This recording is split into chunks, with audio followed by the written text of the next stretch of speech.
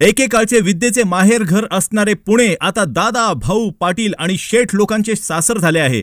पुण्याच्या चौकांमध्ये लागलेले टुकार पोरांचे आणि शेठ लोकांचे फ्लेक्स जे धोकादायक तर आहेतच, पण जे शहराचे विद्रुपीकरण पण करत आहेत। अरे तो देशाचा सर्वात श्रीमंत माणूस पण स्वतःचं नाव मुकेश अंबानी एवढंच लिहितो आणि हे लिहितात गुलाब शेठ सूर्यफूल साहेब यांना टिंबच्या शुभेच्छा।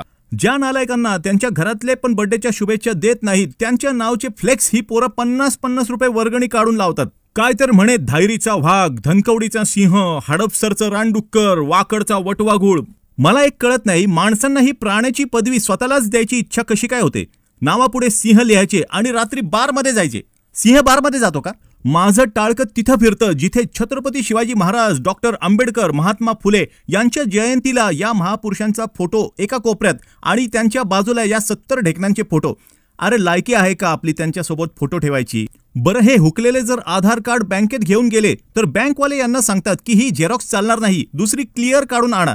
आता त्यांना काय सांगणार? हा झेरॉक्सचा प्रॉब्लेम नसून तोंडाचा आहे। मांजर अडवी गेली तर आपले काम होणार नाही हे खरे का नाही माहित नाही, पण चुकून मांजरीला जर ह्यांचा फ्लेक्स दिसला तर तिचे पण काम होणार नाही। एवढे अपशकुनी फ्लेक्स आहेत हे। यांच्या एरियातले लोक तर यांना शिव्या देतच असतात, पण असले बॅनर बघून जे यांना ओळखत नाहीत ते पण देतात। भाईचा बर्थडे, आईचा नवरा, नवऱ्याची पोरं, पोरांच्या चड्ड्या, चड्ड्याची बिळं, काय वाटेल ते लिहित सुटले आहेत फ्लेक्सवर।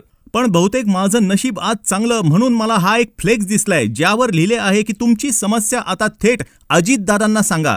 मला आता हेच कळत नाही की माझी तक्रार मी करू तरी कशी, कारण मला फ्लेक्सचीच समस्या आहे आणि त्याचा उपाय नेमका फ्लेक्सवरच लिहिलाय। एकट्या माझ्याकडून बदल होणार नाहीये। असली घाण जर आपल्या शहरातून आणि राज्यातून जावी वाटत असेल तर चॅनलला सबस्क्राइब करा आणि चांगल्या विचारांना सपोर्ट करा।